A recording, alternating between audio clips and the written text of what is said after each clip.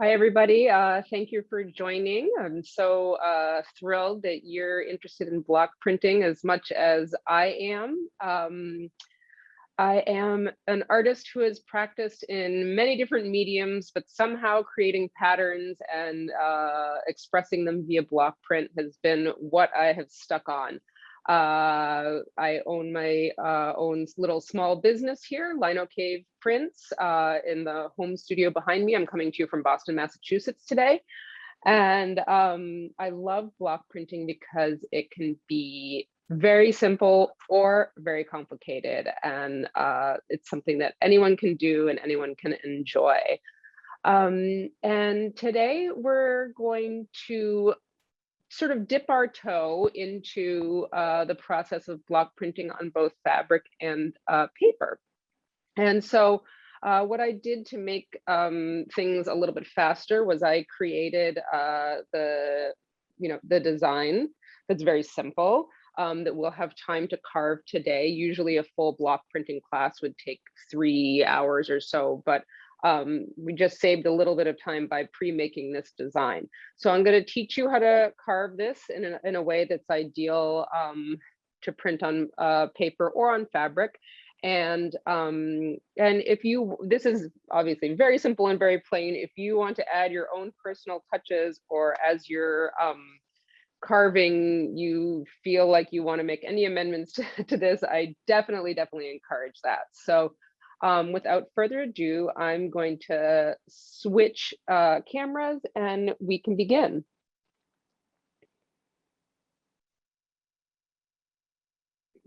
Okay. Were people able to transfer their thing? Okay, my design didn't transfer very well. That's okay. If yours didn't transfer very well, you can just trace over it with pencil or Sharpie while we're doing it. So that's no biggie. I actually used the iron-on transfer method. And inside your package of Speedy Carve, there's this little piece of paper describing what it is. And what I would always do is unwrap it and then take this piece of paper and throw it in the trash.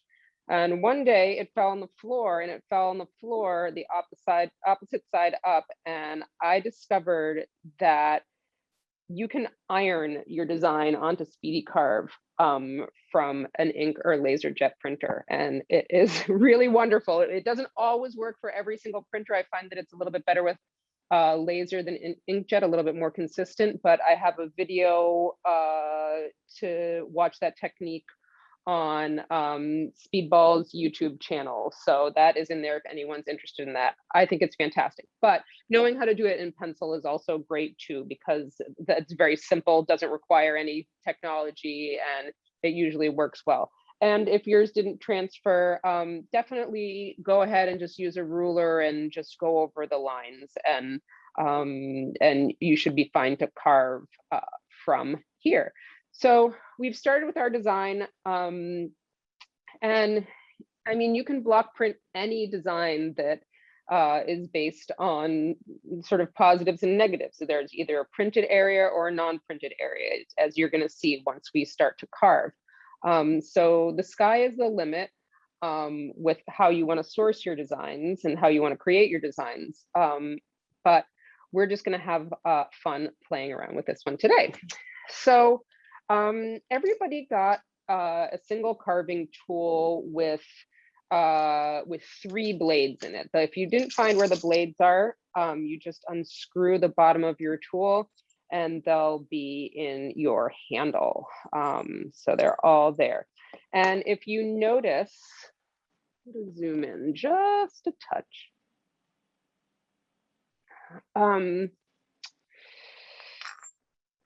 If you notice, there is an area that has the Speedball logo. That's the part that's actually going to go inside your handle. There is a number, and that denotes what type of blade it is, and we'll go over that. And then there's the sharp part. And so we want to be careful. We don't want to end up cutting ourselves. So we were going to talk about safety, but just take care that this is actually sharp. So beware when you're handling these. So you all received a number 1, a number 2, and a number 5 blade in your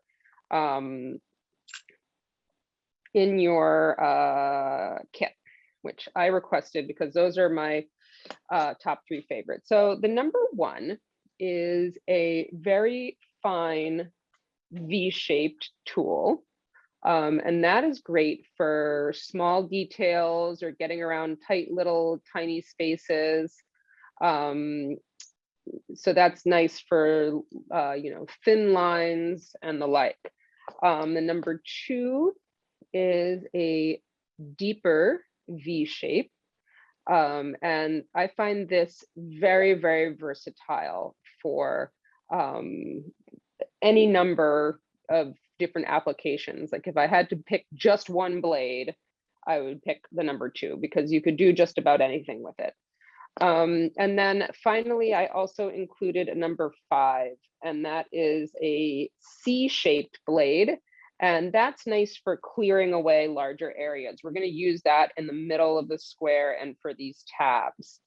I wanted to show you some examples of my blocks and why I use the little tabs on the side and how we use them. So this is one of my blocks that I use often. And when we print, we're going to be taking our block and putting it face down and printing with it.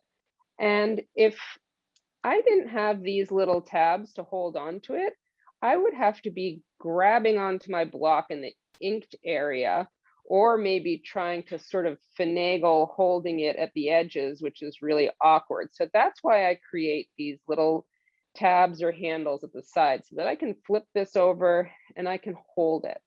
So we'll talk more about exactly how to carve them later, but that is why they are there and that's their purpose. They are carved down quite severely. So, maybe about half the original thickness of the piece of Speedy Carve. So they won't pick up any ink or print. You won't see them. They're just there for pure function.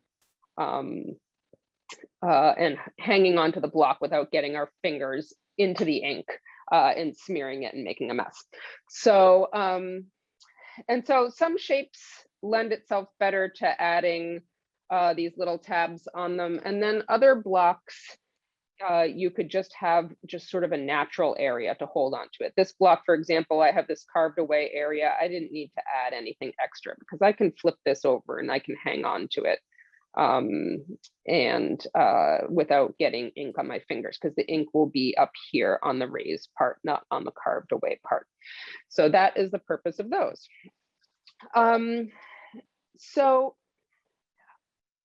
just to show you very quickly how to get your tools in and out, there is, I'm going to zoom back in a little bit more. So inside your carving tool, there's this chuck mechanism, and you can unscrew and screw in to tighten it. You don't want to unscrew it all the way because then the whole thing falls apart. So just, you want to unscrew it enough so that you can get the blade in and out of it, but you don't want to unscrew it till it all falls apart, or else you're going to have to figure out how to put it back together, which is not too bad, but just, save yourself the trouble. And so there's sort of the part in the middle where there's like a rounded raised ball in the middle. And then there's what I call at the bottom, the smiley face piece. It's like a single piece that looks like a smiley face. So you want your the back end that is impressed with the Speedball logo to slide in between the ball in the middle and the smiley face. So you want to put it in between, and you want to loosen it to make sure that it's all the way in. You don't want it sticking out. You want to push it till it, goes in as far as it can, and then tighten it. Sometimes these can be a little bit, you can loosen them, and this one isn't, but they sometimes get stuck. And your first instinct might be to loosen it more. You could loosen it a little bit more, but if it's still not coming out, What I do, it's actually counterintuitive, is if it comes out a little bit, push it in a bit more and then try it again and it should come out. But once you've got it in there, it should be nice and tight. It should be nice and secure. Definitely don't want this falling out as we're working, because it is dangerous and we can get hurt and we don't want that.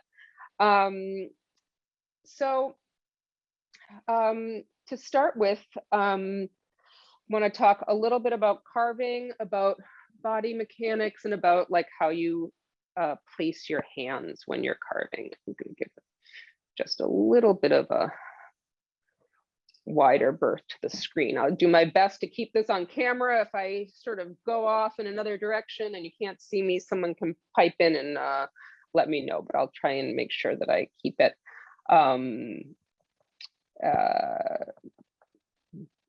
in view. So holding a carving tool is different than holding a pencil, and the way we position our hands when we're carving is different to prevent ourselves from being cut. The basic credo I take with this is carve away from anything that bleeds. So you do not want your hands in the path of the tool. Even if you feel like it's far away, you still actually want to reverse it. You know, if we're writing, we're all used to having our hands like this when we're writing on a page, you know, holding the paper still. And so that's a natural way for us to want to hold our hands. When we're carving, we want to actually do the opposite. It's a different hand position. It's an overhand position, and I'll talk about that in a minute. But we actually want to reverse our hands. You do still need to hold your block still when you're carving, but you want to be carving away from your hand. So you want to have your hand behind, or however you put it, it just needs to not be in the path of the tool. You want it to be behind. So just keep that in mind, that you want to have your hand away, and you want to sort of carve diagonally. That's how I find it comfortable. Keeping your hand straight, going away from you involves, you know, kind of cranking your wrist, and that doesn't feel good. So for me, and I would imagine for most people, you want to have it kind of diagonal. So what you want to do is to be constantly turning your block to make sure that you're carving in a way that's comfortable, and reposition your piece or your block so that you can accommodate that, rather than trying to use your hand to go in different directions, because you know, it can be, you got to take care of our hands. They're important. I sometimes do see people holding their carving tool like a pencil. I find that angles it up too much, and you sort of risk digging in a bit more. So I like to pick it up overhand and have the end of the tool right in the palm of my hand. And I like to have my finger toward the front. This is like any tool you hold in your hand. You really want to choke up on it because you want control. I want this to be an extension of my finger. So I want as much control over this as I can.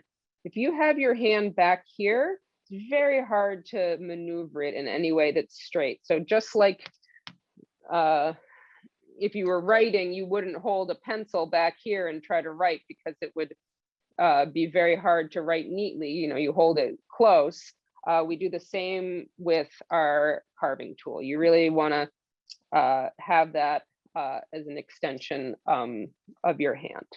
And I'm just going to get a scrap piece of Speedy Carve to carve with. So each of the tools that we have, the 1, the 2, and the 5, is going to make a different type of line. So we'll start with the number 1. And again, that's a really skinny one, great for fine lines. So again, we're grabbing the tool overhand. I'm going to angle my block away from myself. I'm going to put my hand behind the carving tool. And what I'm going to do is I'm going to push the tool. And if you want to practice this, if you have extra Speedy Carve on the side, we're going to cut this part off So if you want to practice along with me, you can practice on the side rather than practicing in your image area. So what you want to do is you want to set the depth of your tool so that it goes in and it's deep, but that the top of the tool, the top two edges of the tool are outside of the Speedy Carve. And then you want to just push forward, maintaining the same depth. And then to exit, you push the palm of your hand down and push up and out.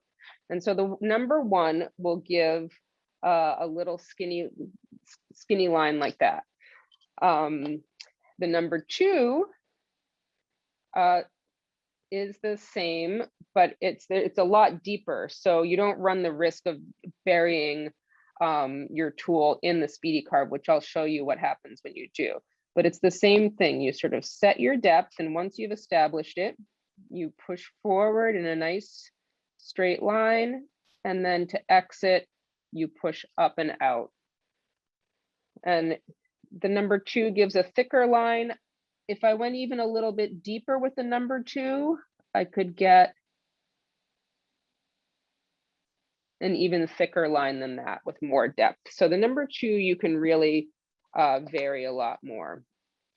And then the number 5 is for clearing away larger areas.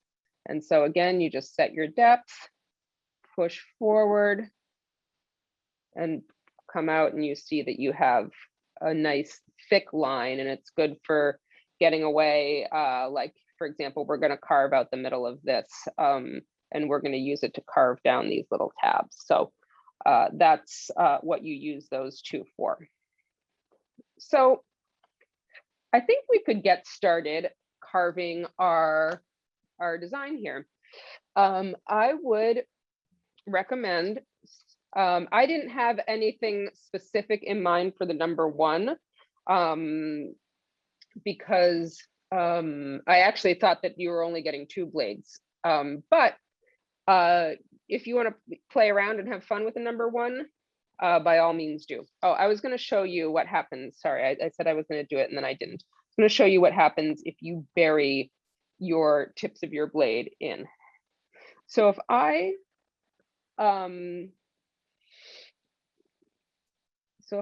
put my blades in and I get them underneath the Speedy Carve, I have 2, they're stuck under there, they're in there. I have 2 bad options. I can push up and come through and it'll tear it and it'll make this not nice mark. Or I can, I can bury them again. And what I could do is I could maybe like back it out and then go back over it, but it's still gonna leave like a torn mark. So do be aware that you really want to make sure that you keep these two top ends of the tool out of the Speedy Carve. So what I'm going to say that we should do first is that we should go with the number 2. We can start at the outside and move in. We're going to do the square last, and that's going to be, I'll give you a little extra advanced technique about how to make this square nice and square. So let's just start with the outlines. You could start with this one and go out, or this one and go in, but we'll leave the square alone for now. But what we'll do is, and like I said, if you're still nervous and you want to draw some practice lines on the side and practice, you absolutely can. Or if you just want to go for it and give it a shot, you want to start right at your corner. You want to set your depth so that your tool is straddling that line. And then you want to push forward slowly and carefully, maintaining the same depth.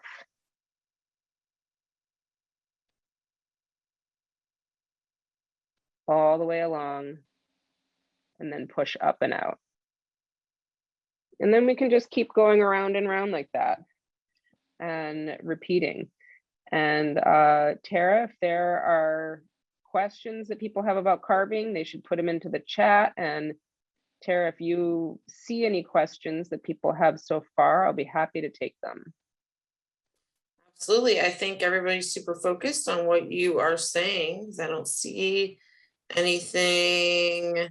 I'm don't see anything. I think you're Oh, all right. doing a job. Oh, okay. Is there a certain depth to strive for? Does it matter how deep or shallow we carve? That's a great question from Amisha. That is a great question. It doesn't have to be super deep at all. Like the depth that happens when you get the V just on either side. Let me see if I can show you the little string and how thick it is compared to the I mean, I don't know, what is that, a millimeter, 2 millimeters? I don't know, it's not very deep. It's this little string that I've carved away is like the size of like an angel hair pasta, and that's enough. That's enough. That will not pick up ink. And that's the simple answer to your question. The more complicated answer to your question is it depends on what you're printing on. Fabric, you need to apply a lot more ink onto your block because the fabric absorbs it, and you need to have a lot extra so that it doesn't appear dull. Paper, you can ink more finely.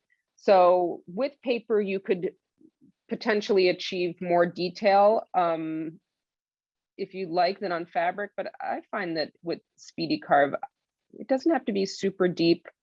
That'll just sort of vary the width of the line, but you don't want to do it like, if you're printing on fabric, you don't want to do something like super, super fine if you're going to make a lot of impressions of it. But it really doesn't have to be,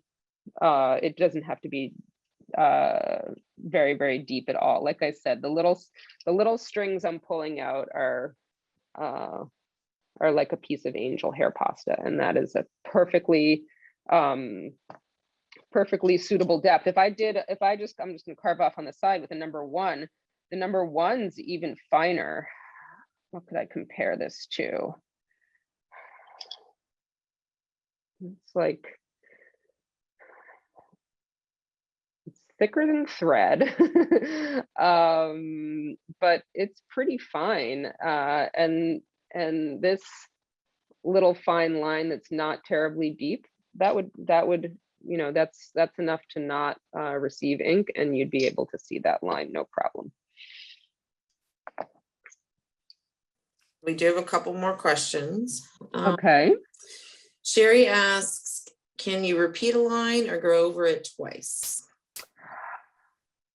If you're using linoleum, which is not ideal for printing on fabric, you can print on fabric, but with a printing press, it's a lot easier.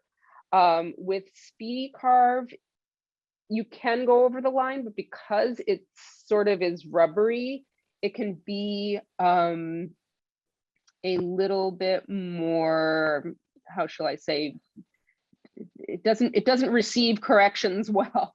So your best bet is to practice either on the back or on the side until you feel comfortable that you can go slow and steady. Sometimes you can make a correction, but I try to avoid them if I can, or if you make a correction, it's got to be kind of like a lot bigger. Like you wouldn't be able to just like adjust it very finely, I don't find, but perhaps you all might have different luck. I try to get it as best I can the first time. And Francis, it seems to be having problems with their handle. Francis, can you unmute yourself and elaborate on that a little bit? Yeah, we could spotlight Francis, and I could look at it. Okay, let's see if I can find Francis. Okay, Francis, do you want to be on video or just ask your question? I think I got it. I think Okay. I put it back together, and we'll practice on the side, and yeah, it's working. Okay. Oh, fantastic. Excellent. Okay, great. All right, thank you.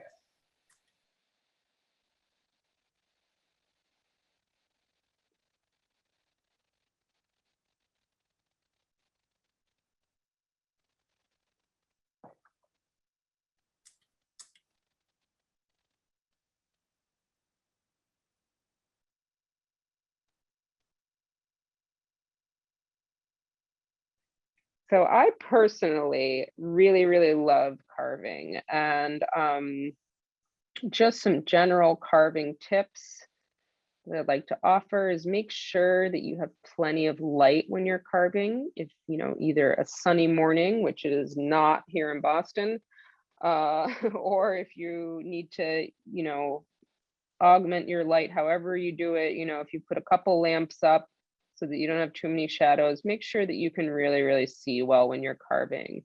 And I find it personally just really relaxing. So, you know, take a breath, relax. I always say, annoying housemates, screaming children, barking dogs need to be otherwise occupied. The carving time should be your quiet time when you're relaxed and you can really focus on it. I don't recommend trying to rush it or go quickly. And that's how you'll get to have really nice carves in the future.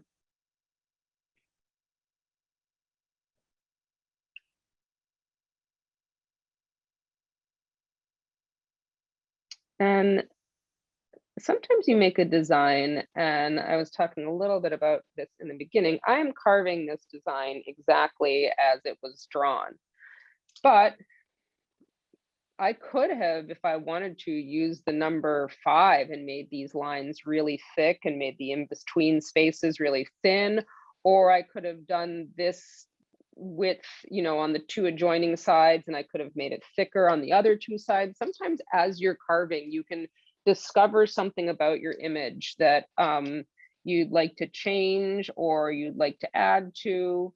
You know, there are some people that might carve something exactly as they see it, but I would definitely encourage you, if you just think like, ooh, I like to connect these lines, or I would like to add, you know, whatever you'd like to add, please do. So I'm going to carve out this last square, and then I'm going to give you sort of my top tip for getting a really clean, nice square. Because as you're probably noticing, like you can get, you know, the intersections pretty good here, but you know, sort of the shape of the carving tool does dictate what your lines and shapes look like. And sometimes that's not always friendly to making a perfectly square square, but I have a little trick for that, so I'm going to show it to you. And we are making a non-expressive item, but carving can also be a wonderful way to create texture and line. And not everything needs to be like perfectly straight. Like you can use your carving language to express yourself. So keep that in mind. I find that Instagram is an endless source of inspiration of different carving styles. If you'd follow a hashtag like block printing or lino cut, you're gonna discover that people have a lot of different styles.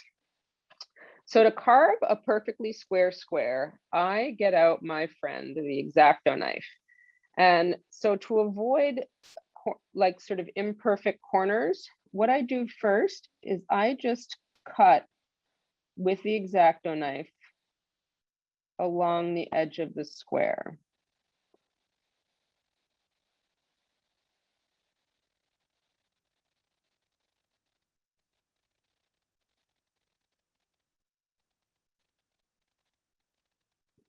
And so you can't really see it, but if you sort of use the X-Acto knife to pull it away, you can kind of see the line. And then I'm going to take my number 2, and I'm not going to start this right at the corner. I'm just going to start it a little bit off the corner. and I'm gonna ride the outer edge of my tool along that line that I made for the X-Acto knife. And I'm gonna just follow that. But what I'm gonna do differently is when I get to the corner, rather than pushing up and out, I'm gonna stop.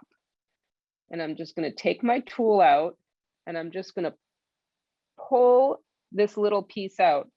And that came out nice and straight because I made that X-Acto line. And then I can just go around and repeat that process, pushing forward, riding the outer edge of the tool in the X-Acto line. And then when I get to the corner, stop, and rather than push out, just pull the piece off. And that'll make a nice, sharp cornered square.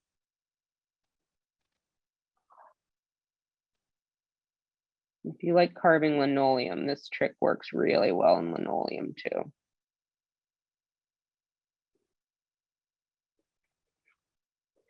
So there I've got that carved out. And what I'm gonna do is I have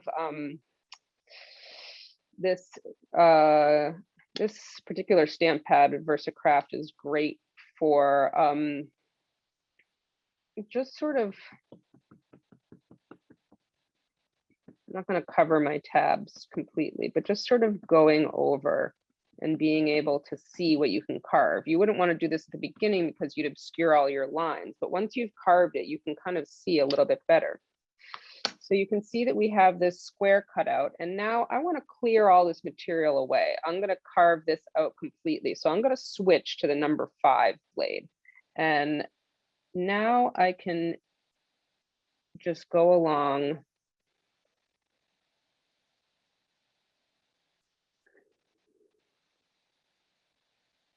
carving out this middle area.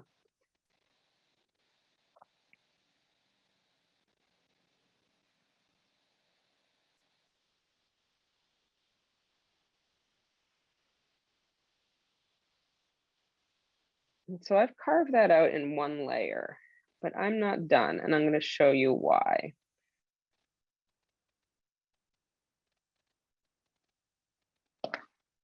So you can use this stamp pad to almost sort of proof your print and let it give you a bit of information about where your block might pick up some ink. So you can see that there are some little tiny lines and little bits where it's still raised and it would still pick up ink. So when you have an area that you're trying to carve out and it's kind of larger than your other areas in terms of the amount of space you've carved, you need to make sure now when we're talking, you want to make sure that you actually go a little bit deeper in this area. So I'm going to just switch directions and I'm going to carve off a bit more because in this case, it is picking up ink.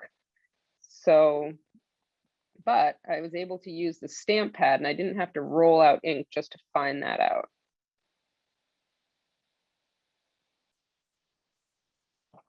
And I want to carve off all these areas that are picking up ink.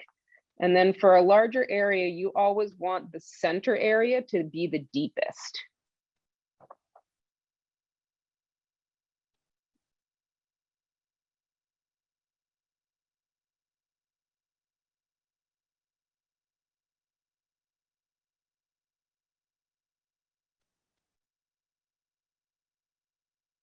And it's always good to give a little test print, a scrap before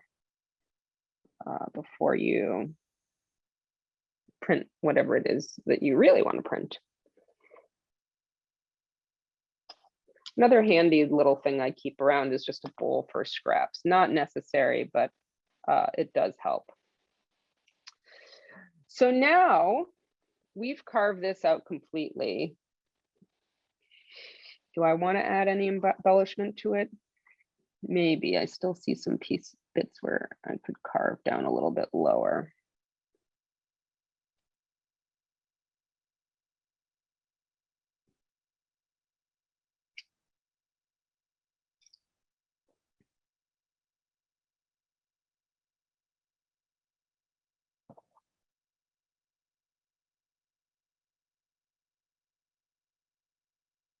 There, now I know it won't pick up any ink. So now what I want to do is I want to cut this out of the block. The dotted, because I did the iron-on method, I'm showing this dotted line, but that was just for the piece of paper. So we're going to ignore that. We're going to cut out along the outer line, but we want to make sure not to cut off our tabs because we do need those. And I'm going to show you how to carve them afterwards. First, we're going to cut off the block. So we're going to use an X-Acto knife and a ruler.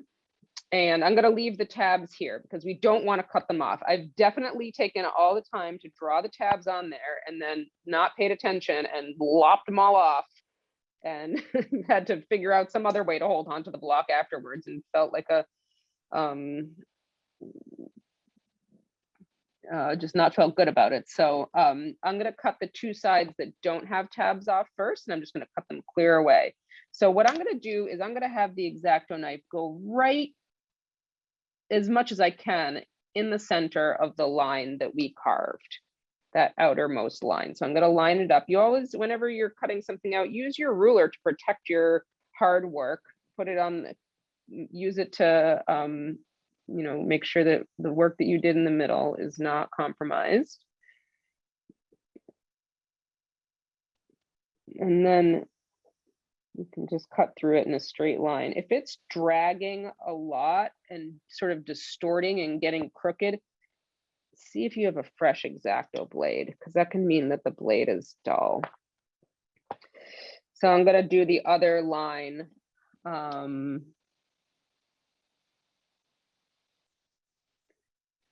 On the other side that does not have a tab on it.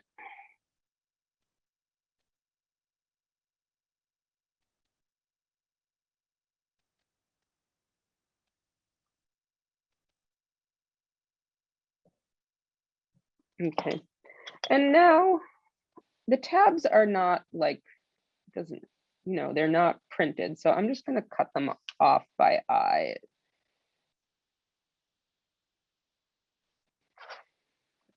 On either side.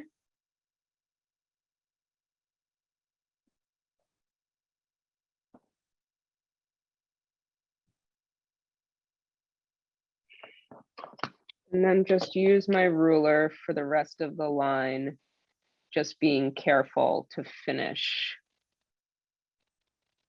right where the tab starts. And sometimes, like if it doesn't cut off all the way, you can just sort of bend it back and it tears off, and that's fine. I'm going to do the same on the other side. Just taking care not to cut off that tab.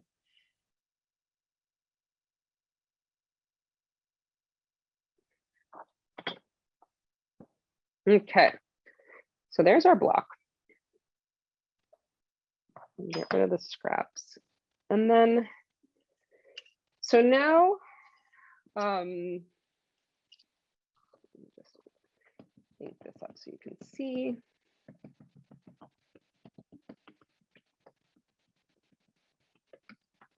So just doing that tells us a lot about how our block is going to print. So now we can see, and now we can see that there's that line there, which was intentional. So we just want to take the number 5 cutter and just carefully go along, and we can go along the edge and get rid of that. And I even have a little extra here that I'm going to get rid of. And then go along a bit more. And then sort of as we get closer to the edge, you can shave farther down. And then you ultimately want to end with about the outer edge of the tab, about 50% of the depth of the original block. And then just like if there's any raised areas, just try and make it nice and smooth.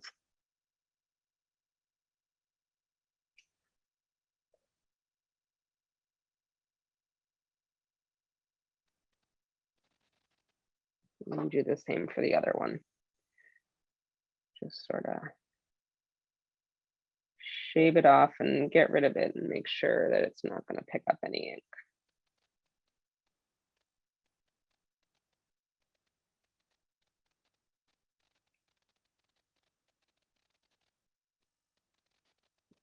Are there any more questions that are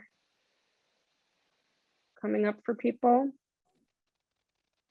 I have none in the chat, but let's see if anything pops up now that you've asked.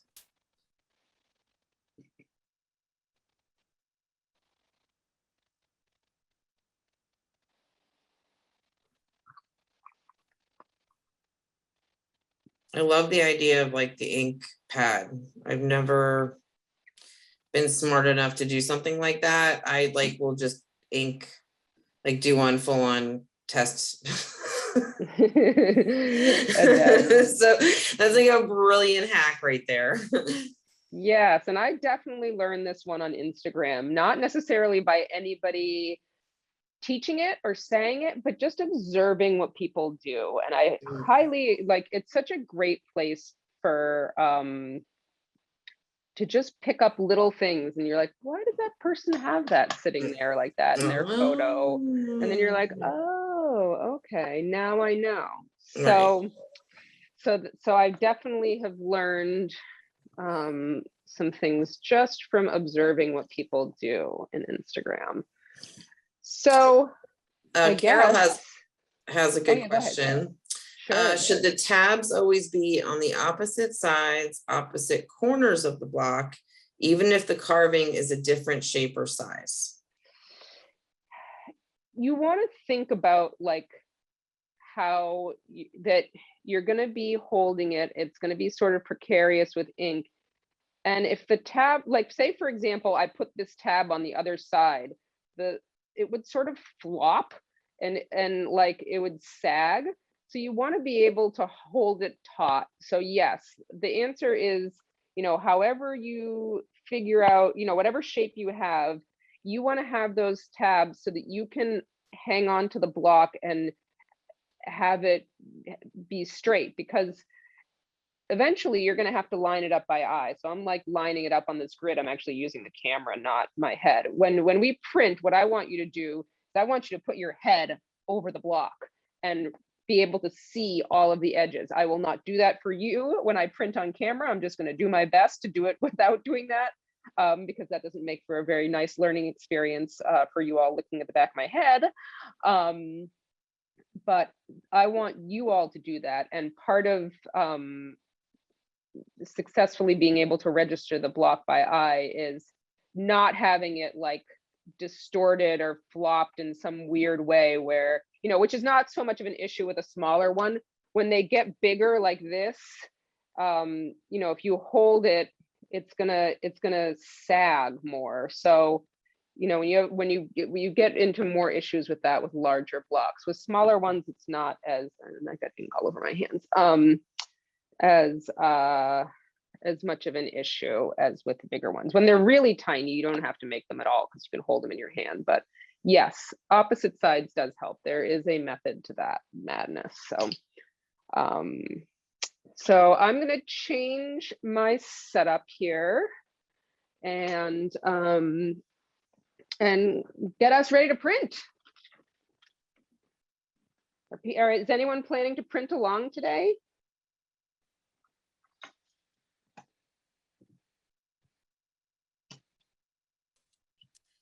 Maria wants to know if you have any tips for cutting curves. Yes, turn the block, don't turn your hand. So back to that, let me hold on before we go. I'll put this back. And there are several that are silk carving, so that's fine. Okay. If people, I'm going to show some examples of my work, and people can follow along. I teach carving is like a thing. I teach a whole hour-and-a-half long class just about carving. So carving is a labor of love. It requires a lot of practice, and it's a skill in and of itself. So, but for carving circles, what you want to do is sort of back to your wrist. You cannot make your wrist go that way. It's just, your wrist is not going to go in a circle. So what you want to do to carve a circle is you want to set your depth and you want to turn your block. And you can just, as long as you maintain the same depth, you can turn very, very slowly and even pause as you go. You just want to make sure that your block is on top of something that will allow it to move, like that it's not resisting. I love these self-healing cutting mats. I think that they're the best thing since sliced bread, and they're a great thing to carve on top of. But even a placemat or just something that allows your block to freely move, you'll get a nice circle by turning your block, as opposed to trying to turn your wrist.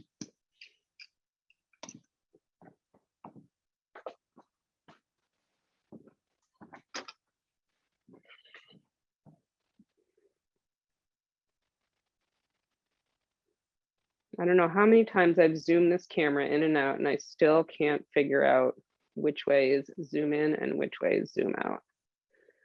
Okay, there we go.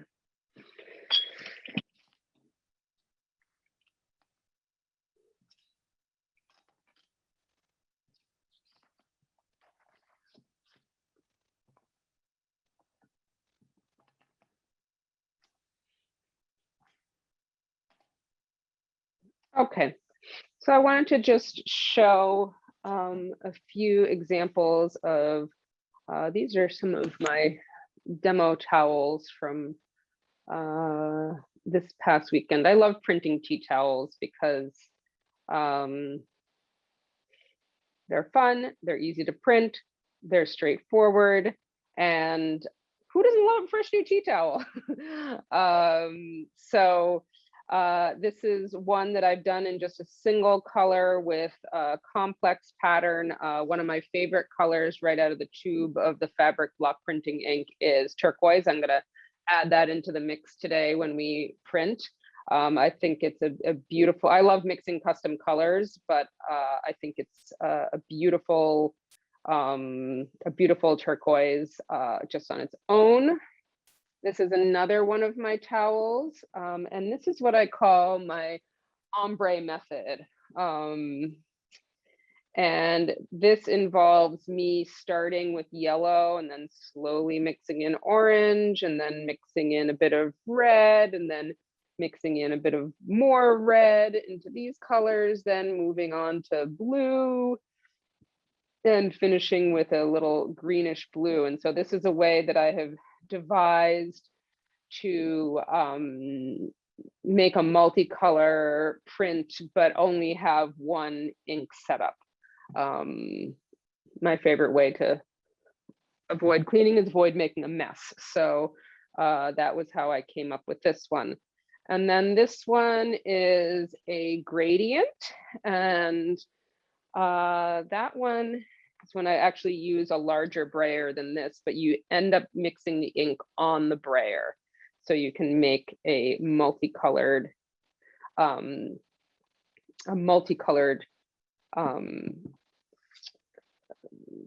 print on one block using a brayer, and I use a bigger brayer for this one because it's a big block. So get a lot of bang for your buck out of that. So so that is what those are some different methods that I like to use to print tea towels. Today, what I'm starting with is I have you guys, or you all rather had got a sample pack of Arnhem paper. I love Arnhem paper. It is such a versatile and wonderful printmaking paper. And the nice thing about the Speedball fabric block printing ink is that it also works on paper. So, you know, if you're just sort of getting started and you don't want to get all these different inks, you just want to try it out, this works just fine on paper. Maybe not for like a huge run or, you know, something that's really complicated. You might find there are probably Speedball makes a very nice pro relief ink that's really designed for that. But if you don't want to do that, I've definitely printed Christmas cards or you know, birthday cards or whatever using using the fabric ink, and it works lovely on paper. It takes overnight usually to dry, or if it's kind of humid, then it would require maybe a full 24 hours to dry. And then on paper, it's dry, you can go on with your life. On fabric, what makes this ink so special to work with on fabric is that it dries overnight or within 24 hours, and then you do not have to heat set it. You just wait. You wait 7 days. You don't have to wait 7 days to wear your item. Like if you print a sweatshirt like I did, you don't have to wait 7 days before you gift an item. You just have to wait 7 days before you wash it, and it cures on its own and becomes permanent just via time, via leaving it alone. So there's no extra step. For certain types of fabrics, I do encourage pre-washing. I think that the tea towels that you got in your kit are pre-washed, and it's not 100% necessary, but sometimes, not all the time, and it's really hard to tell, manufacturers put something called sizing, which is sort of like a starch that keeps the fabrics neat and tidy and crisp, and that can interfere with the ink adhering. So it never hurts to just throw it in the wash first and before you print it. Although some people never do, and it works fine for them. I think it just sort of depends what you're using. This is also Susanna? not necessary. Yes. Mm-hmm. Oh, sorry. Go ahead. Maria wanted to know if you've ever used golden acrylic JC 9000 for fabric printing. No, I have not. I started on Speedball ink, and it worked so well that I have never, I know there's like a lot of people that they use card stuff. Some people use screen printing ink. I know that Liquitex has made a medium that turns acrylic paint into screen printing ink, I believe. But I'm a tried and true Speedball fabric block printer ink user because it just works. So I've never really felt like, oh, I've found a reason that I need to try another one. I know, I will say about these inks, the metallics aren't as brilliant as they might seem in the package. I like to mix them into my other colors, but on their own, they're not the greatest. Whereas the metallics and the Speedball the Speedball screen printing ink are fantastic. So it just, that just is what it is. But no, I haven't used golden acrylics on fabric. I can add to that a little bit. Mm-hmm. The nice thing about the Speedball inks is they just come out of the tube ready to go in the right consistency. If you're using GAC 900 to mix with either a fluid or a heavy body paint, or using Liquitex fabric medium, it might take more work to get the right consistency. And in my experience, it's sometimes just not worth it unless you have an abundance of paint and you just want to give it a shot and you just want to buy some medium and see how it goes. But there will be a bit of trial and error. So right. And that's the same with screen printing ink. This Speedball fabric block printing ink is oil-based and water miscible, which means that you can wash it up in your sink, but it does have like a little bit of a smell of oil to it. It doesn't bother me. I'm actually in my bedroom suite right now. Like my bed is, just a few feet away from me. The smell of this ink does not bother me personally, and I am sensitive to some odors, but some people don't like it, and therefore they block print with screen printing ink, which you can do, but screen printing ink is designed to be like pushed through a screen. So it's too thin to roll up with a brayer. So what people do is they leave it out to dry. And to like thicken up, they put it out ahead of time. And you also have to heat set the screen printing ink as well. So there's one extra step involved in that. But it's really hard to say, like, I don't know how humid your area is. I don't know whether you have the heat on. I don't know whether you know, you live in, you know, the Everglades, so it's really hard to teach it when, especially in an online type of things, that also requires a lot more trial and error. This you can just use, it works, and I'm a fan of that.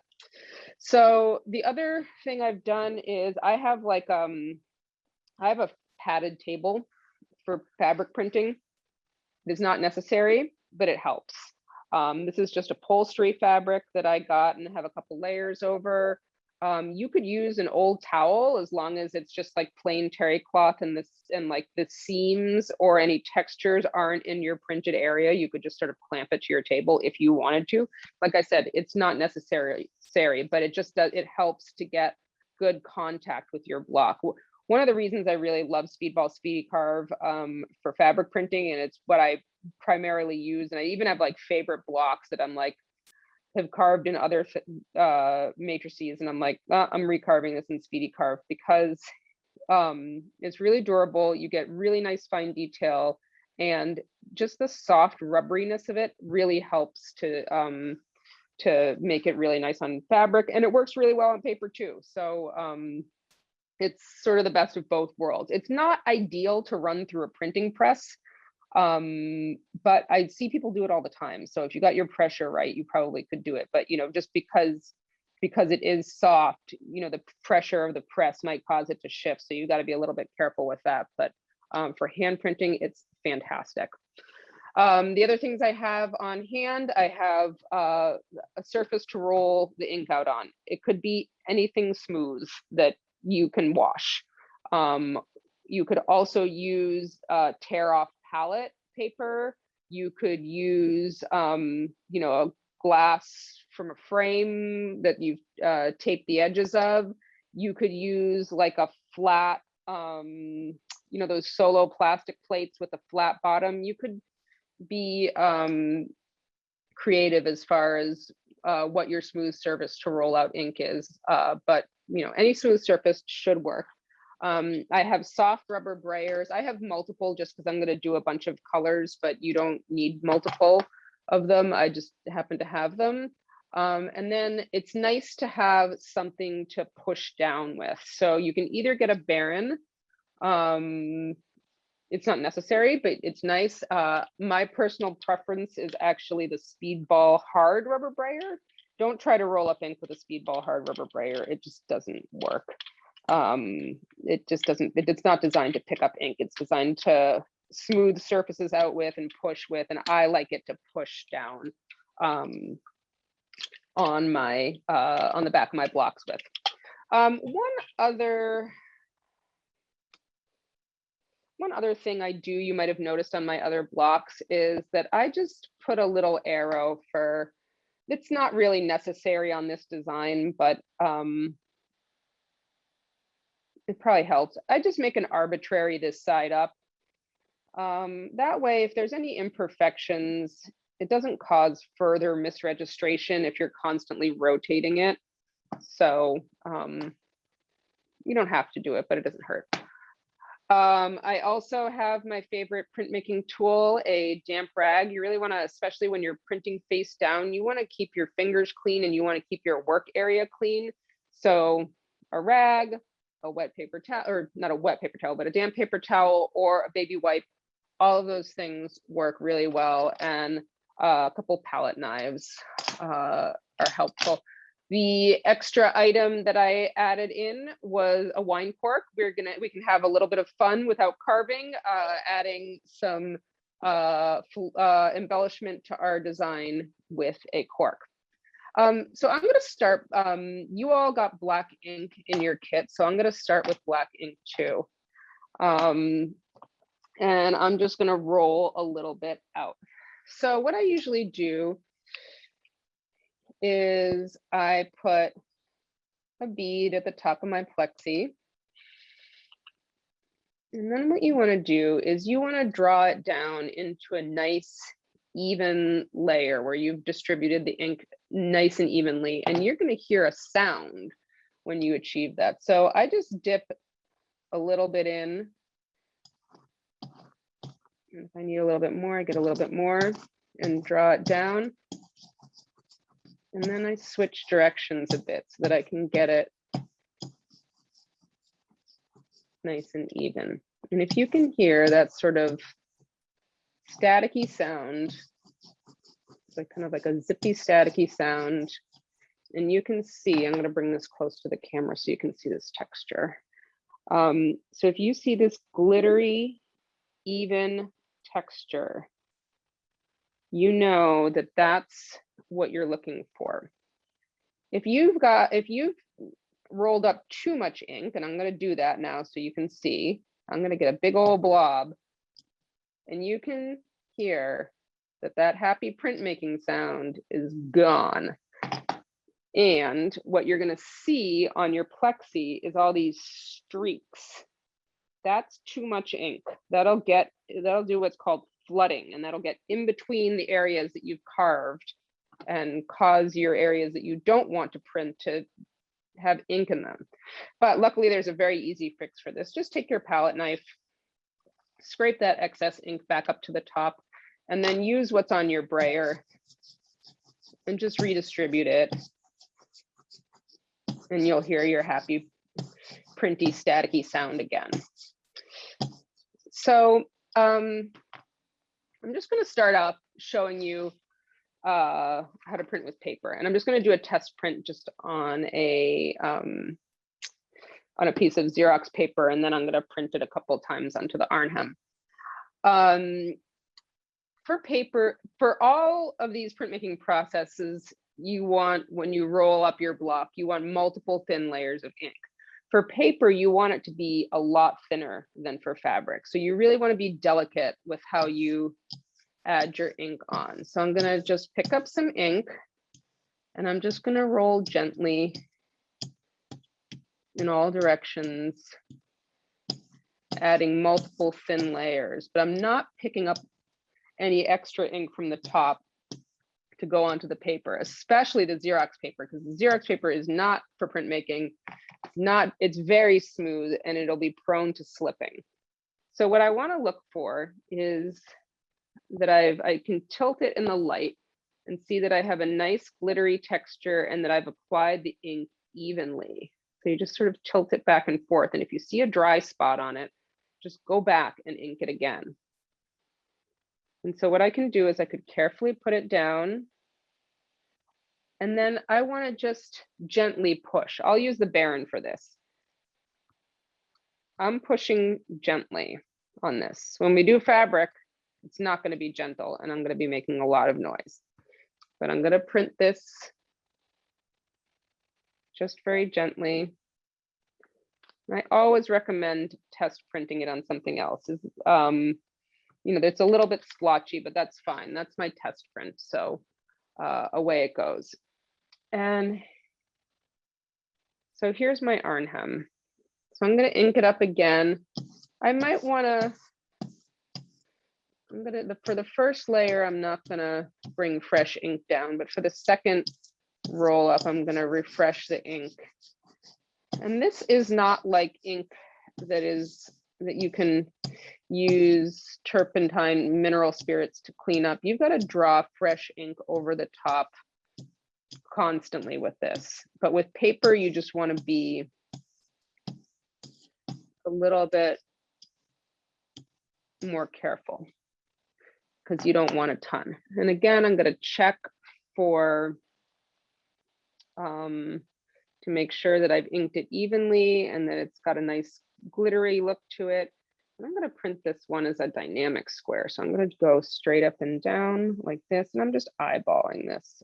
You could definitely draw registration marks in pencil if you want to line something up specifically. And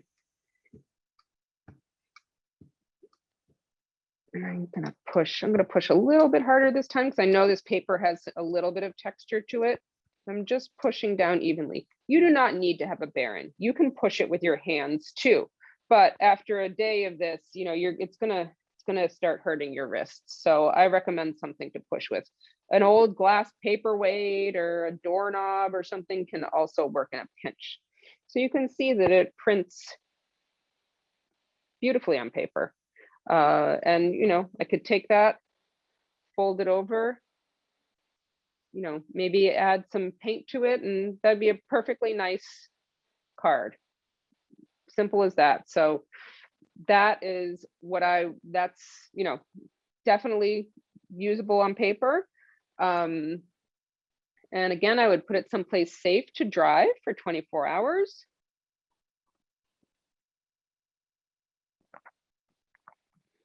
And then I'm going to move on to my fabric. For fabric printing, I've sort of test printed that on paper. I'm just going to show you just for fun. For fabric printing, if you're starting, you always want to test print on a scrap piece of fabric. This tea towel, all this is my first impressions. I sort of liken the first impression on fabric to like the first pancake when you're making pancakes. It's always a little bit more faint. It's, you know, it's not quite as good as the other ones. So,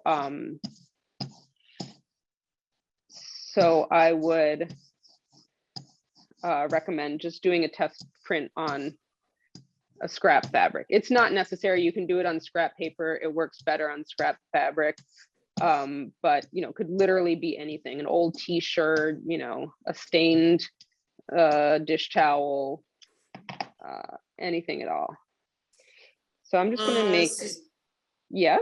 Okay, so Harriet is having trouble with her ink seeming very dry when rolled out on the plate. Okay, draw down some more ink. See if you can draw a little bit more down. Just pick up a little bit more, a little bit at a time until it looks nice and wet and glossy and shiny and glittery. The most common mistake I see with fabric printing is that people are not generous enough with the ink.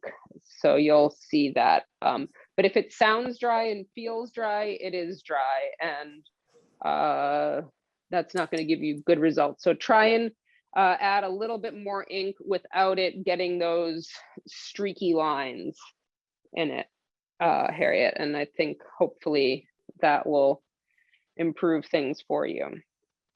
I think you're going to cover this other one in a little bit, but Maria is asking if you would say more about registration marks and how to use them. Yes. Lots of people on paper, it's easy. You can make grids of all kinds on paper using light pencil marks. And then once the ink is dry, you can erase them. That's easy. On fabric, it's a little bit harder. And I tend to just eyeball everything because I just can't be bothered. Like, it's already such a process to print on fabric. And like, I've used the blue fabric markers that claim to disappear when you put water on them, but sometimes they don't. Some people do take rulers and like lay out rulers to just sort of start to find the center, and then register it by eye from there. I usually eyeball everything, and every once in a while I have a dud and I'll just keep it in my own kitchen if I can't sell it. Sometimes I see people, like if they want to find the center, they use one of those square quilting rulers with an open center, and they can line it up that way and then take it off and take it away. I thought about like buying one of those laser carpenter level things actually for when I print big pieces of fabric, but that's getting a little bit beyond. You could also measure and mark with a pin and then take it away. So I think people use a lot of different ways, especially to find the first one. I'm going to teach you how to register everything, you know, sort of well enough by eye, but you know, because once you get going, you can kind of line it up by eye as best you can. But yeah, it's a little bit tougher on fabric than it is on paper for sure. But then you also, the thing about fabric is fabric's forgiving. Fabric is not a framed thing on a wall that people are going to be pondering. You know, you're going to be wearing it, you're going to be using it. some of the little mistakes really aren't that noticeable. But what you should do is definitely draw down extra ink, refreshing with each inking, and we really want to load this block up. And so I'm going to bring this close to the camera and show you the texture. You see how it has a very peaked texture. It looks very glossy. I've gotten it all over. And I just want to be generous with it. So I'm gonna do what I said I was gonna do, and I'm just gonna eyeball the middle. So I'm holding this, I'm hovering. If I'm you would be getting in the practice of really leaning over the edges. For the first one, it doesn't matter as much because you're not trying to line up the design edge to edge, you're just trying to place it. And so you can take your time placing it, make sure your hands are clean. Sometimes I steady with my knuckles or with my fingers, and you can hover above and make sure it's more or less where you want it. But once you put it down, it's down and you can't move it. And so I've inked it generously, and now I'm going to push hard. I actually hit it and really put pressure on it, because it's not going to move, especially on these tea towels that are very rough. If maybe we were on a very smooth piece of silk or something, you might, if you're so aggressive with your pressure, it would smear, but this is not going anywhere. This is hanging tight, and you just want to make sure that you get all your corners and you get all that ink off and onto your fabric, and none is left behind on the block. And you can check to make sure. If you tilt your block in the light again and it looks nice and dry and you don't see any patches of wet ink, you'll know that you got every bit of ink that you could have onto the towel. If you didn't, you'll see like sort of a glossy spot. So again, we have plenty of ink here, but I'm gonna just put a little bit of fresh ink over the top for the first layer.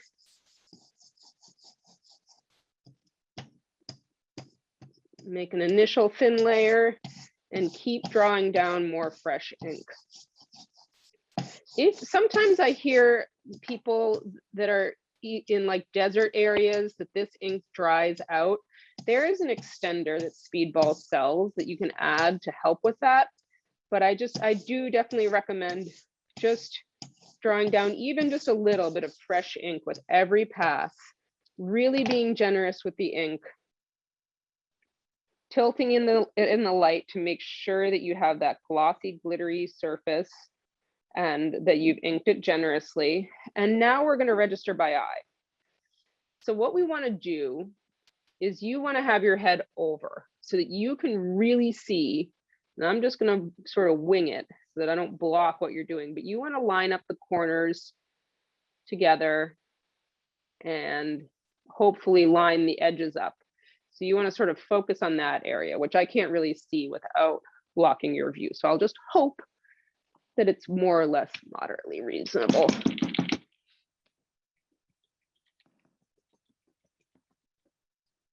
So that's how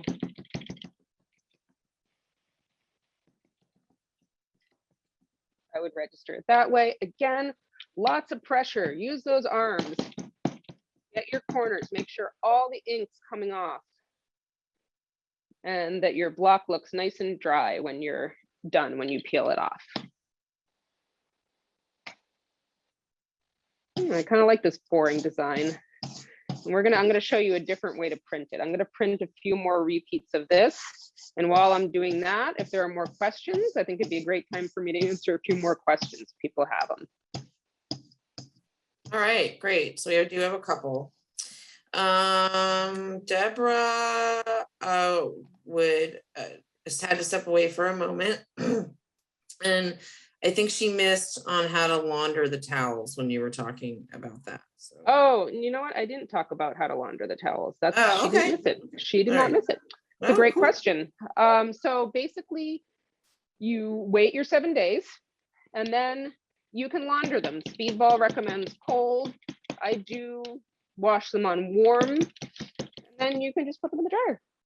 I don't have time to be hand washing anything, or I don't know about you all, but it's no fuss, no muss. And if you want to iron it on the reverse. Don't iron directly onto the ink, or if you, for whatever reason, want to, if you're one of those virtuous people that irons your tea towel, I am not one of them, for the record,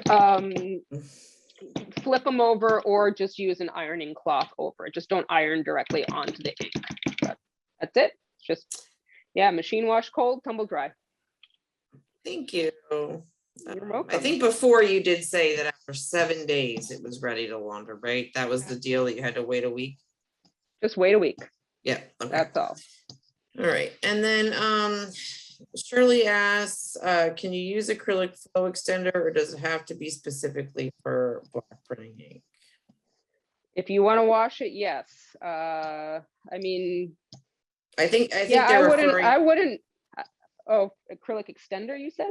Yeah, so I think the answer is that because this is a water miscible oil, that you have to use this extender, right? You can't. I wouldn't, especially, I mean, if you can make the result work on paper and it's fine, great. But if you're gonna wash it, I wouldn't mess with success. I would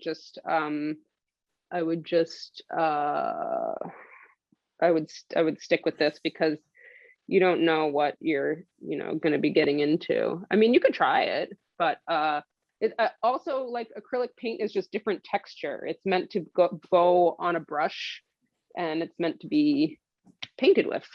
And this is not. It's a lot thicker in texture. So I wouldn't necessarily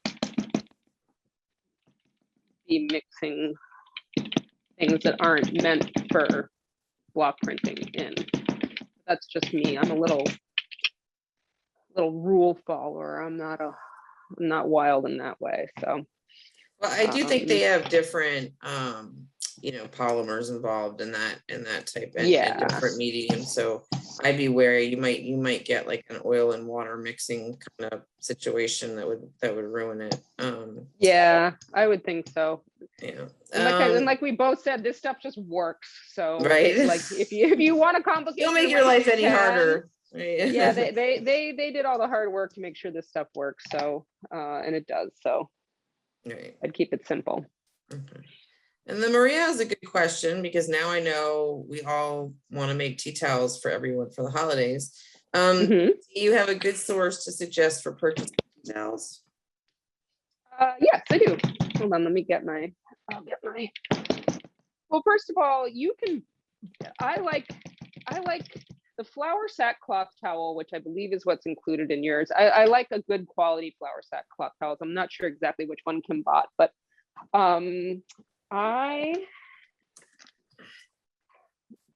Amazon, I get, sorry to suggest the evil Amazon, but we're all human, right? It shows up at my door, and I don't know. I try to buy local when I can, but I do end up in that axis.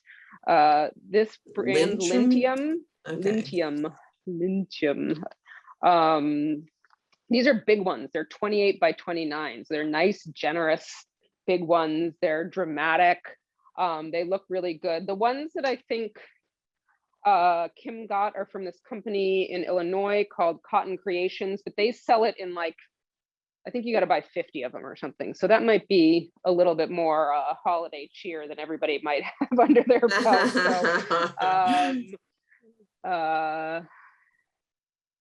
So that might be a little bit too many, but those Lintium ones come in 6-packs, and I think they're $2 each. But I know they sell flour sackcloth towels at Walmart. I'm sure you can get them at Target. So, and I mean, you can print on pretty well any fabric. So, whatever you find that you like. If it's really rough fabric or really textured, then that's when you sort of are going to start running into problems. And the flour sackcloth is a little bit rough in texture, so you really got to be generous with your ink. But as long as it's more or less smooth, you should be good.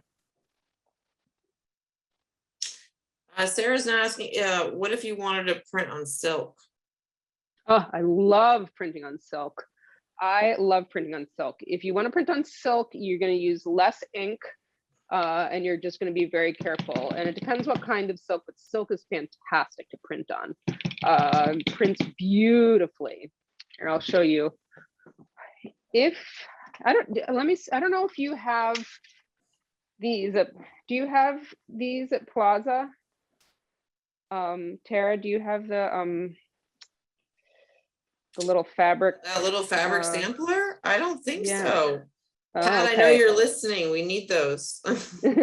I don't know if there's any left. This was for Oh. a project that I did last year. We do have them? Yes, all the stores have them in the printmaking aisle. Oh, fantastic. Yeah. Those are great. Yes. Okay. So I did this with 2 other printmakers, and so this red one here, this is printed on silk, and silk prints beautifully. So you just have to watch your inking. This one is also mine, and that's on wool. But you can see how the fabric, I mean, you're seeing now how the fabrics look, but you can see how myself and 2 other artists did them. But yeah, my red one with the yellow is on silk, and I think I have a brown one with turquoise. Each of them are like a little bit different, so like not all of them have the same exact fabrics on them, but you can see how those look on silk in the stores. Okay. So Carol's asking how to clean the Easy Block. Oh, so easy. I mean, you can do it with baby wipes and Windex and paper towels, but I find it easier. Just discharge. I treat this ink, especially because I use it a lot, like I would bacon grease in my plumbing. Like, obviously, you've got to wash your pan, but I just try and scrape off as much of the ink onto like a scrap paper, a piece of junk mail or whatever, discharge it from my brayer and my block onto paper, throw that out, and then just fill up your sink with hot soapy water, like with dish soap, and use a soft bristle brush. An old toothbrush is perfect, and just scrub off the block. And you can get your whole printing setup cleaned up that way in 5 minutes. Do your brayer first. Speedball doesn't like, I always leave, they're like, don't immerse it. I always do. But do your brayer first, and then do everything else. Very, very easy to clean, which is great. It's great because you can use it at your house. Yeah. And then Kate said, does the fabric need to be 100% natural materials? Nope. Anything you want. The only thing they don't tacitly endorse is like super stretchy, like athletic wear, because the ink might sort of crack. So like, I don't know, say you're printing the bum of your stretch pants, you know, like the ink might crack, but like it will work on anything. I've printed on all kinds of things. Does not have to be a natural fiber. Whatever you want. And then Lauren just asked if they could use the Baron instead of the Brayer. I think you said that was fine. It's Yeah. Hard rubber Brayer. Yeah. Both work. Whatever floats your boat. Whatever makes you comfortable. Personal preference. 100%. Doesn't matter.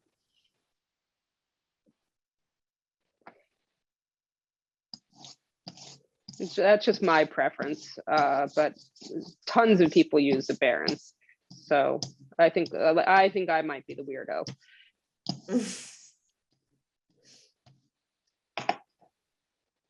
I get it. I mean, the Baron's a little bit softer, you know, so it, you know, and then you can kind of get your aggression out with the hard rubber. So if you're you need some stress relief. Exactly. Yeah. All right. So anyone else? Did we get through them all, or are we? We did. Yeah. Okay. So I've done this, and then I just want to show one other way that I want to print this pattern on the same tea towel.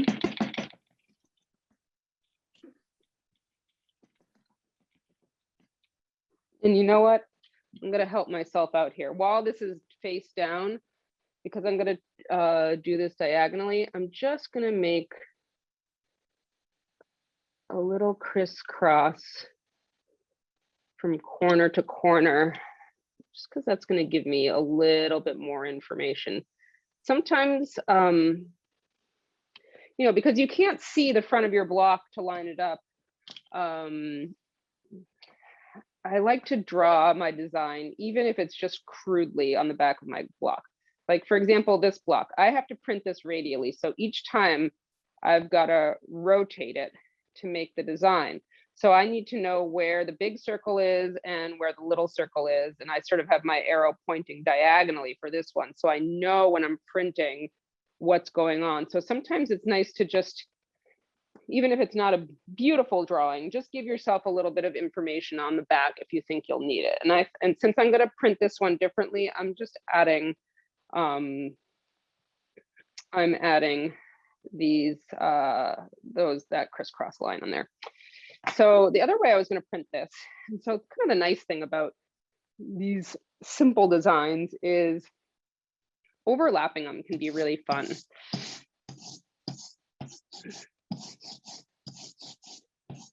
And so what I'm going to do,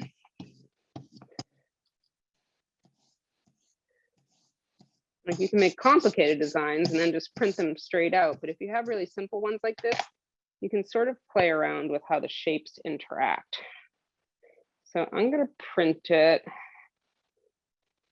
I'm going to kind of line it up. Oops, I smeared it. And like I said, keep this rag handy. If you get ink on your fingers, try and get it off, because it just starts spreading around all over the place. And after all this hard work that we've done to make sure everything's nicely carved and nicely printed, you don't want fingerprints ruining things. So what I'm going to do, I printed that like a dynamic square.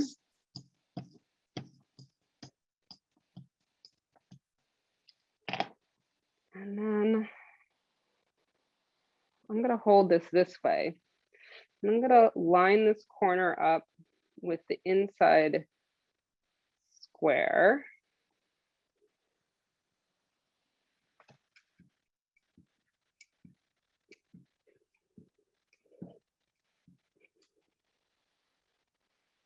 And do that. So just a little variation.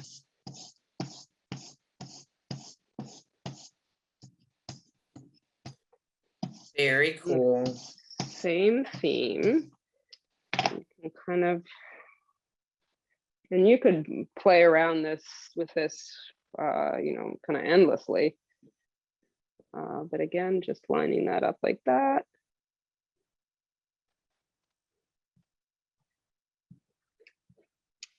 Because that's the other fun thing about block printing, is like how you print it also can change things, you know, very dramatically.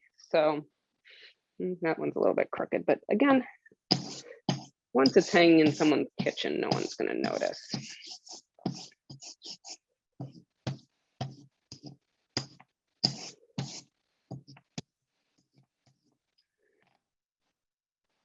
I'm just going to do the same up top.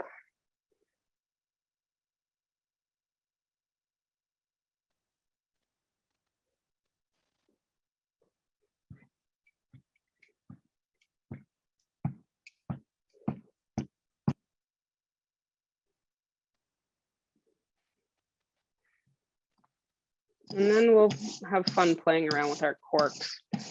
Because as we saw, circles are hard to carve, but corks are always in abundance. You know, you can always, even if you're not a wine drinker, you can always find somebody who is, or you can ask, if you're out at a restaurant, ask a waiter to empty their pockets. You're like, got any corks? They always do. They're always filled with them. So they're always easy enough to get. And you could be creative. I mean, you can print with just about anything. I just did a class on vegetable printing at the farm that I get my CSA share from, and that was a lot of fun. We had a great time doing that. really be creative. Another fun account to follow is a woman called Margaret Molinari. Marg Arts is her Instagram handle, and she prints with all these found objects, and it's just really fun to watch what she finds and chooses to print with. So you can be really creative too with that stuff. Speaking of Instagram, if you're working on a project today, I love seeing people's projects. If you want to tag me, LinoCave Prints, in your Instagram post, I would love to check out what you made today. And I know that Tara has some other tags and hashtags that for Plaza too, so that we all can see what we did in the workshop today.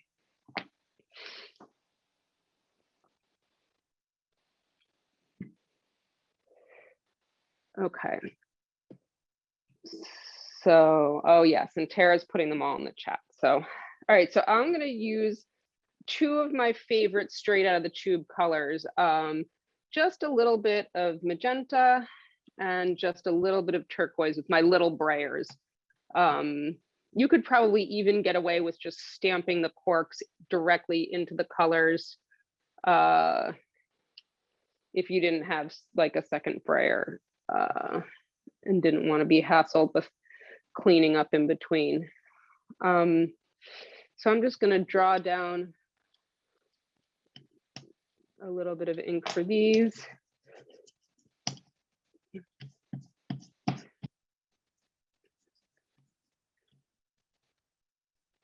And just be generous so we have a nice bright polka dot. Ink up the cork, but of course, just like anything, the first impression should be on, I'm going to just use my scrap towel behind me, and then it'll have a better impression. So I think I'm going to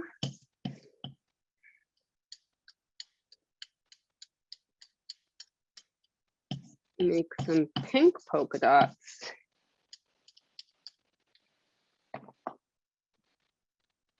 in the centers. These ones on top, and then make the turquoise in the middle.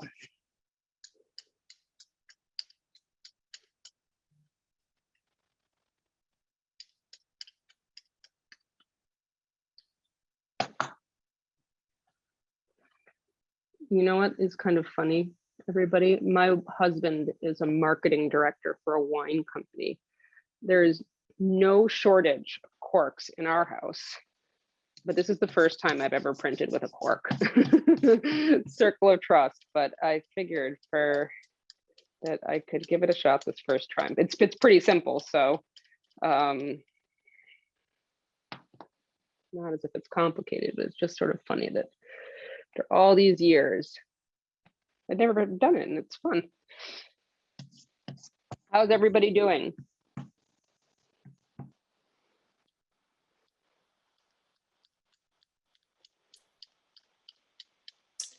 Looks good. No more comments, it appears, or questions. Okay. Is anyone, are Anybody- people printing along? Yeah, if anybody is having any issues and you want to unmute yourself and ask Susanna directly, you're welcome to do that, or share some experience or feedback.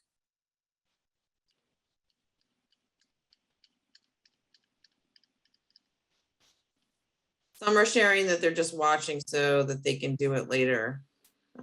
I think that's a really nice advantage of the fact that we send out the link in an email to Yes. the video so that they can go back and do it and stop it and keep going just at their own pace. So that's nice. Yeah, I agree. Oh, Yeah. sure, yeah. Do you have any tips on printing with a larger block? Just make sure that you really be careful about inking it up. If you're going to be consistently printing with larger blocks, I'd go ahead and get a larger Brayer to match. You definitely want to like match the Brayer to the size of your of your blocks. So, so if you want to print with something bigger, just go ahead and grab a bigger brayer. And just, yeah, just make sure you ink evenly and make sure you push evenly. There's just sort of a little bit more margin of error, and make sure you can hold on to it well, and make sure that you know, that you have some tabs on there, because the bigger blocks will be floppier. Sometimes people mount them to like acrylic blocks or like quilting rulers too. I don't personally, but I've definitely seen people mount larger blocks to quilting rulers. You just want to be able to see the edges. That's the most important part. So you want to do it with something clear so that you can see the edges when you line it up. Sherry, that's a good question. Sherry wants to know, what's the youngest child that you have trusted with the cutting tools? I remember doing lino cutting as a young Girl Scout. Yes, I mean, I think I learned it in 4th grade, and we learned on linoleum, you know, which is hard to carve. This is easy to carve. And by the way, don't buy the Speedball blue or white to try and save money. Get the pink. Make sure you get the Speedy Carve. The blue and white are for little kids, not for grown-ups. So spend the extra money on the pink. Don't even think about it for a second. But my philosophy when teaching kids is I'm kind of a, I try to like have faith in them, because I have taught, oops, I just got ink on my sweatshirt. I have taught grade school, and it would sort of depend on the group, but if you teach them well and you know, trust them to generally look out for their own interests, and it's not a bunch that's, you know, really wild, or especially in a setting where they've registered for a class because they really enjoy art, I try and give them, you know, as much trust as possible, but teach them a respect for the tool, teach them what's going to happen, and you know, teach them what I taught you, and just to be careful with your hands, and be aware, and then make sure you have some band-aids, because they'll cut themselves.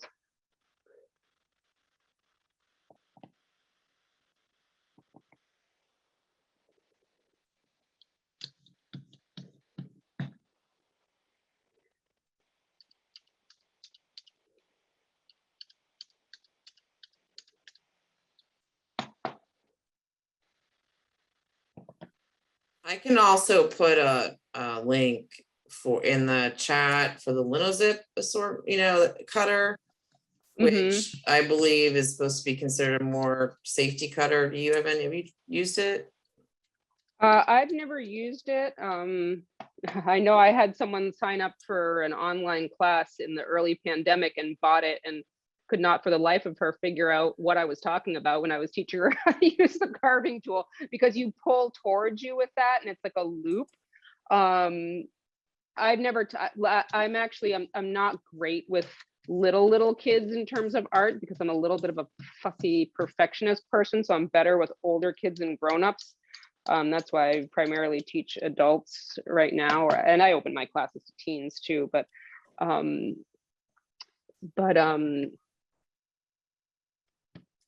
Yes, sure Sarah. I'm sure that they've done the testing on that and they work. So I would assume. And then Sarah had a great recommendation in the chat, that if you're working with the younger ones using potatoes, which I've done potato prints, you know, and those are super fun, to use potatoes and cookie cutters, you know, that. Yes.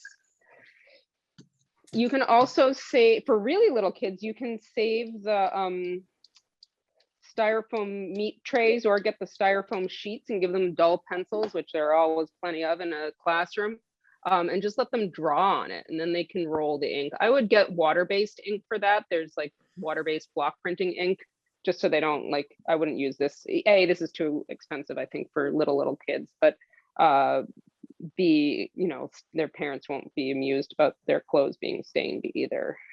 So I would use water-based ink, but yeah, you could definitely teach it to little kids that way. and you could also, you know, cut out shapes and stamps with it. So, so yeah. Any Cool. other questions?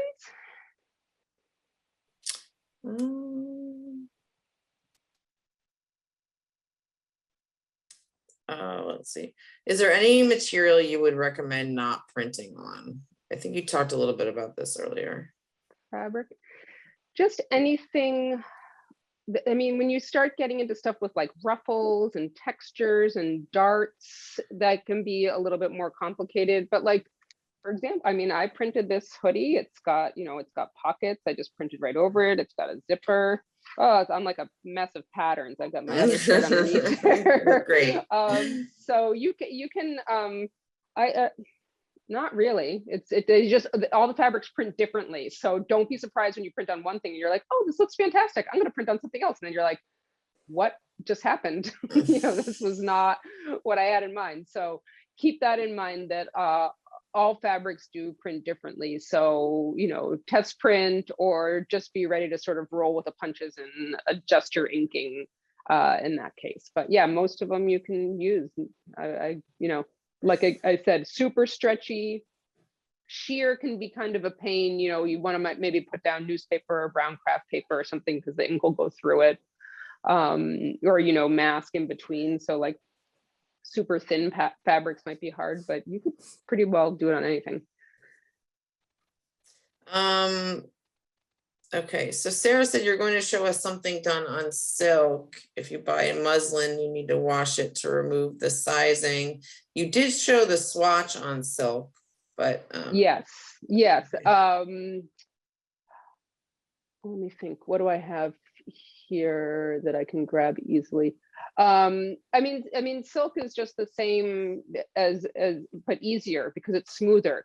So you just ink it more closely to like what you do on paper, and you don't need to quite push with such force, because the flour sack has quite a bit of texture to it where silk won't.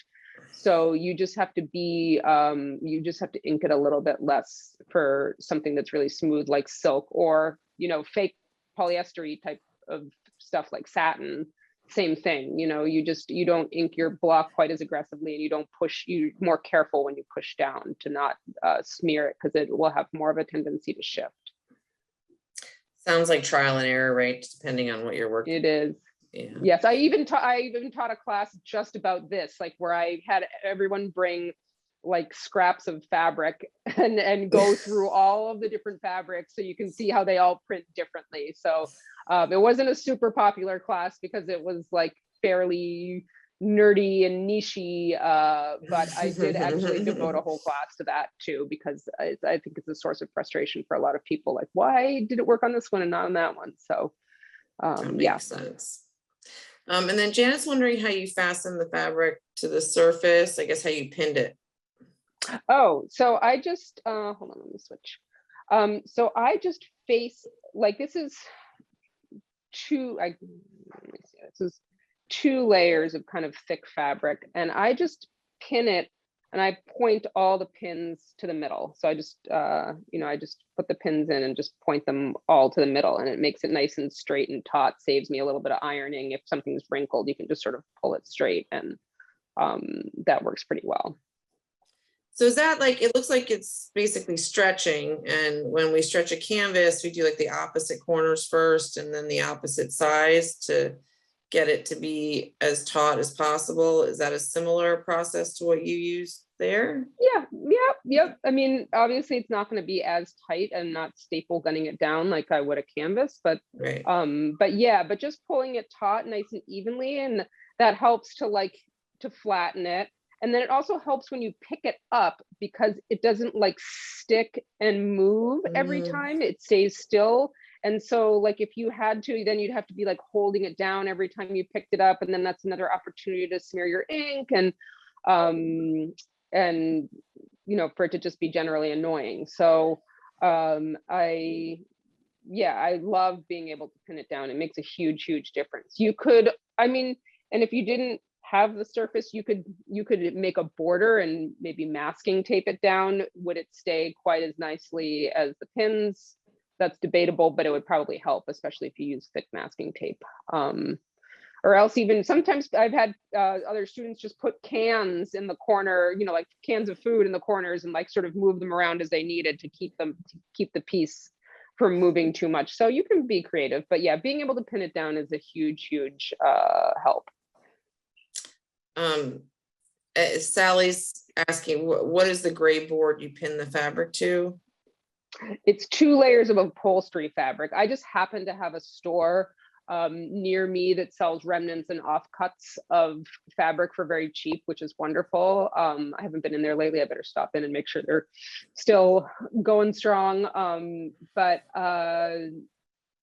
you could, like, as long as the fabric doesn't have texture, you could use anything. Another great thing, like those Polar Tech fleece blankets, that one of those doubled over, like especially if you have one that's like not your favorite anymore, because I know they get kind of scruffy looking. My kid likes them and I'm just like, oh, I don't like this, but it's fine. You could put like, or if it's something kind of like, ooh, I don't want to ruin this, but I want to use something, you could put, a layer or 2 of brown craft paper over it too, and then pin it to that. So just make sure that you don't have the seams in the printing area, because if there's seams in it, then you'll see it. Like I can even see in mine, I'm on a folding table for this demo, and right here is where the seam in the table is. And even with the 2 layers of fabric, you can't see it, like, if I didn't have it, you'd be able to, it would be like glaring, but you can still sort of see it. So, so it does help. The table behind me, that's just like, I think it's like 15 layers of old flat sheets that I just layered on top of each other and I've clamped to the table. So it doesn't need to be anything fancy. You might have more than you realize kicking around the house somewhere. So yeah, I believe that when our custom framers are stretching like needleworks or things that are on fabric, they'll pin it to foam core, and then that can be portable as well. So I'm not sure if that works, or if you would put, like, for this purpose, maybe some kind of towel in between it or over the foam core, just so you have a surface. yeah, you want the softness there. Right, that makes sense. You don't want it like super squishy, because you don't want to push into it and have like the sides smear. Like you want it to be firm, but just a little bit of like padding underneath really does help. Okay, perfect. Maria asked, how would you do this with a terry cloth towel underneath? I would just make sure, I would probably put, I would make sure that it's not one of those textured terry cloth towels that has like a pattern, where they shave down, like some of it deeper than others, just like plain terry cloth. I would make sure that the seams are on, like, out of my printed area. I'd probably double it over. If you did have a clamp or 2 to secure it to the table, that would be great. Or else I would just put it on top and kind of pin it in. You could put a sheet of brown craft paper over it too, if you like. So, but yeah, I've done that in a pinch, like if I've been somewhere where, I haven't had my table and I've brought it along. Like the time I forgot I had a demonstration and booked tickets to LA, and then was like, oh, I've got to teach that class. And so then had to bring all the equipment with me, and I brought an old terry cloth towel and I did it just fine. So, and the class ended up being great. So I've used it before too, definitely. Yeah. Well, it's nice to know that it can be flexible and household materials are available. And it's not, you can play around without having to invest a lot. That's great. Yes, it's not, definitely, like, you don't have to, I'm sure there's something shoved in a closet somewhere that you could use. You don't need to get anything new. Very I don't cool. think. All right, so should we take last call for questions, and then people can hold up their work and we can see what they. Oh yeah, let's hold up work, and then if people want to pop on with questions, I'm going to switch my video to my computer video so I can see everybody, because I want to see stuff. So I'm going to switch my camera view. Yes, I would love to see people's work. Okay, great. Oh, so cool. Nice job, Carol. Oh, Yeah, look. why don't we spotlight each one? Because I'm not, well, let me go to gallery view, but Yeah, that's if what we I'm doing. spotlight Sorry. Yeah, okay. each one and then, oh, wow. Oh, look at everybody. And I love, oh my goodness.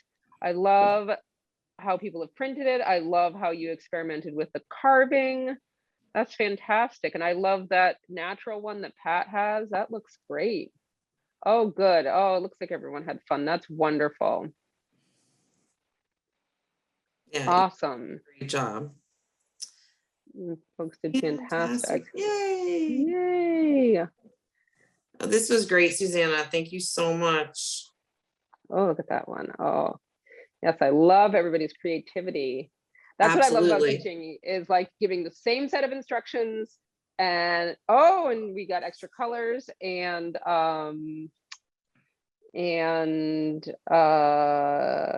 you know, we give the same set of instructions and everybody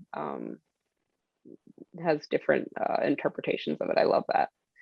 Oh, Wonderful. absolutely. Yeah. Okay. Did I see a couple more questions in the chat? All right. So Carolyn wanted to know, can you glue in a piece if you carve too far? I know, I've been there.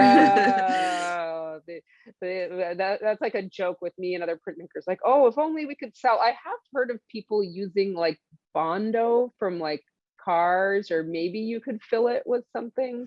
That might be too much trouble for me. I would probably, if it were me and I made a mistake like that, I would either find a way to make it look like I meant to do that, which is half the practice of art, I think, is like, you make a mistake, sort of turn those lemons into lemonade, and nobody knew what your intent was when you started it.